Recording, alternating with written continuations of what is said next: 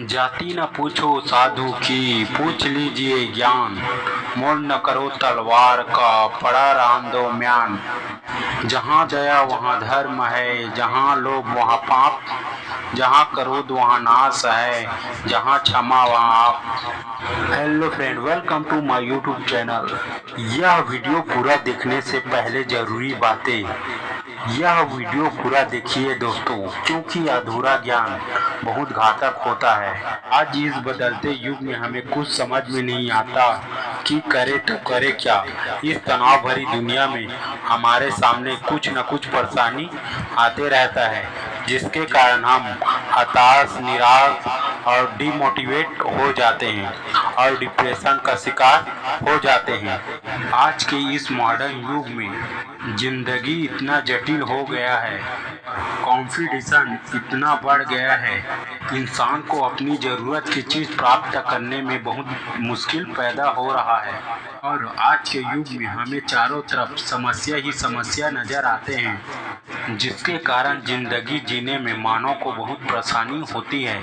जब तक हमें जीवन का सही ज्ञान न प्राप्त होए, तब तक ज़िंदगी हमें कष्टदायक लगता है।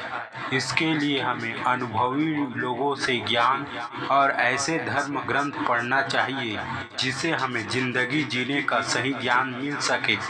आइए जानते हैं धर्म ग्रंथ है क्या, हमें जीवन जीने की कला कैसे सिखाते हैं और जीवन की रहस्य से पर्दा कैसे उठाते हैं। हमारे इस भारतवर्ष में इतने ग्रंथ हैं जो आपके जीवन के रहस्य को समझाने में मदद करता है, जीवन का सही ज्ञान और दशा दिशा से रूबरू कराता है। उनमें से एक ग्रंथ रामायण है। महर्षि वाल्मीकि द्वारा रामायण की रचना का उद्देश्य मानव का उद्धार और मर्यादा पुरुषोत्तम श्री रामचंद्र के चरित्र वर्णन से मानवों की वास्तविक कर्तव्य से अवगत कराना चाहते थे। हमें अपने कर्तव्य को कैसे मर्यादा में रहकर पालन करना चाहिए, वास्तव में हमारा विचार, व्यवहार, आचरण कैसा होना चाहिए, यह सब रामायण में राम के चरित्र के माध्यम से हमें सिखाने की प्रयत्न किया गया है। धर्म अधर्म, सत्य असत्य, जय पराजय, सुख दुख, सारी परेशानी का जड़ व निवारण हमें बताने का प्रयत्न किया गया है। चाहे भगवान हो चाहे इंसान हो, जो जन्म लिया है, सृष्टि के इस नियम का पालन मानव को करना ही पड़ेगा। यह वास्तविक सत्य है। जीवन के दो पहलू हैं, एक आपके साथ अच्छा हो सकता है, दूसरा आपके साथ बुरा भी हो सकता है। अगर जीवन में कितनी भी शक्तिशाली हो, धनवान हो, अगर अधर्म असत्य हो तो आपकी हार निश्चित है। और अगर आप सत्य के साथ हो, धर्म के साथ हो, तो कितनी भी परेशानी व रुकावट आए पर जीत आपकी ही होगी। बस आपको हार नहीं मानना है और ज़िंदगी में डट कर सामना करना है और अपने ऊपर विश्वास रखना है और उस परम पिता परमात्मा पर भी भरोसा रखना है, जो इस सृष्टि को बनाया है। जिस तरह किसी देश को चलाने के लिए उसके लिए नियम कानून होता है, उसी प्रकार इस जीवन का भी कुछ नियम कानून है, जिसे हमें समझना पड़ेगा, जिससे हम अपना जीवन यापन सही तरीका से कर सकें। ईश्वर ने धरती पर मनुष्य रूप में जन्म लेकर हमें बताया है कि मानव जीवन इतना आसान नहीं है जितना हम समझते हैं।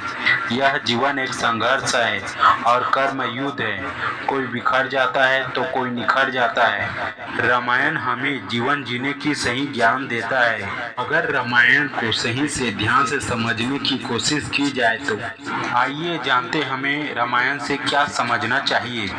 राजा दशरथ के पास धन दौलत और ऐशो आराम की कोई कमी नहीं थी, फिर भी उसके जीवन में बड़ा दुख आ गया। ऐसे स्थिति में पहुंच गया, अपने सबसे प्रिय और बड़े बेटे को वनवास भेजने में मजबूर हो गया। एक राजा होकर भी कुछ नहीं कर पाया। इससे बड़ा दुख और कोई नहीं हो सकता। इसलिए कहते हैं दोस्तों, जीवन में परेशानी और दुख कभी बताकर नहीं आता।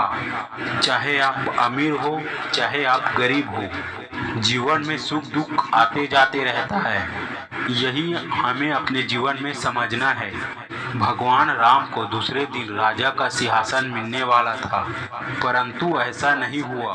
भाग्य की रेखा ऐसा पलटी मारा, राम को सिंहासन मिलने के बजाय वनवास हो गया।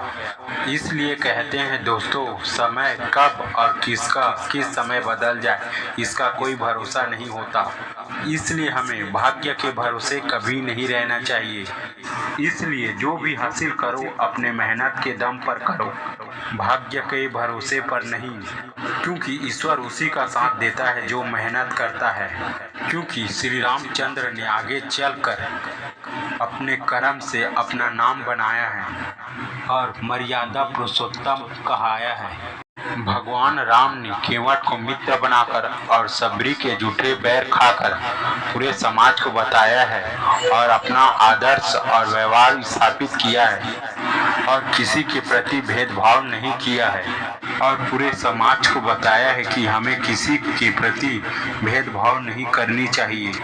अगर कोई हमारे साथ अच्छा व्यवहार कर रहा है तो हमारा भी कर्तव्य बनता है कि हम भी उसके साथ अच्छा व्यवहार करें, चाहे कोई भी जाति संप्रदाय का हो। श्री राम एक चरित्रवान, विवेकशील, संयमशील और धैर्यवान पुरुष था, इसलिए उसको मर्यादा पुरुषोत्तम कहा जाता है। कोई भी कार्य हो उसे मर्यादा में रहकर किया, चाहे अपने पिता हो या गुरु हो, उसका आज्ञा का पालन किया।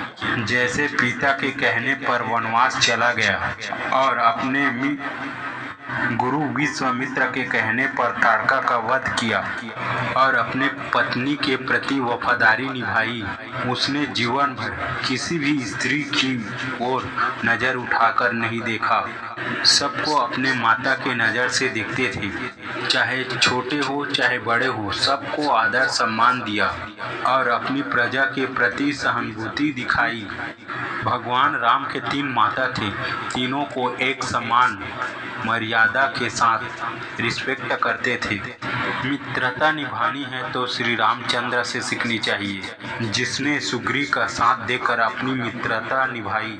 सुग्रीव को बाली को मारकर उनके राजपाट दिलवाया, जो बाली सुग्रीव से छीन लिया था। भगवान राम सभी प्राणियों से प्रेम करते थे, सभी की सुख दुख को समझते थे।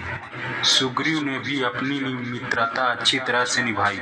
उसने अपने पूरे वानर सेना को माता सीता के खोज के लिए लगा दिया और रावण से युद्ध करने के लिए भी तैयार किया। भगवान राम ने समुद्र में सेतु बांधकर और लंका जाने का रास्ता बनाकर यह सिद्ध किया कि जीवन में लक्ष्य प्राप्त करना हो तो कोई बाधा हो, उनका हल जरूर होता है। हौसला और इरादा मजबूत होना चाहिए और दृढ़ संकल्प होना चाहिए। एक समुद्र क्या 7 समुद्र पार किया जा सकता है। अगर जीवन में सफलता पाना चाहते हो तो कोई परेशानी या बाधाओं से घबराओ मत।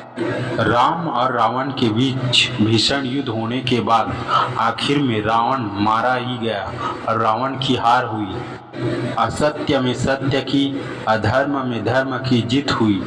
अर्थात असत्य और अधर्म कितनी भी शक्तिशाली हो, पर जीत सत्य की होती है। अगर जीवन में आपके साथ गलत हो रहा हो तो धैर्य रखना और लड़ने की कोशिश करना। देर से ही सही, अगर आप सत्य हो तो जीत आपकी ही होगी। यह सृष्टि का परम सत्य है। अगर आपके पास ज्ञान होकर भी गलत कार्य कर रहे हो तो आपका यह ज्ञान बेकार है, व्यर्थ है। और अगर आपके पास ज्ञान नहीं है तो भी आपका कर्म अच्छे हैं तो आप एक अच्छे और सही इंसान हो। इसलिए दोस्तों, अपने जीवन में कभी भी घबराना नहीं चाहिए। धन्यवाद।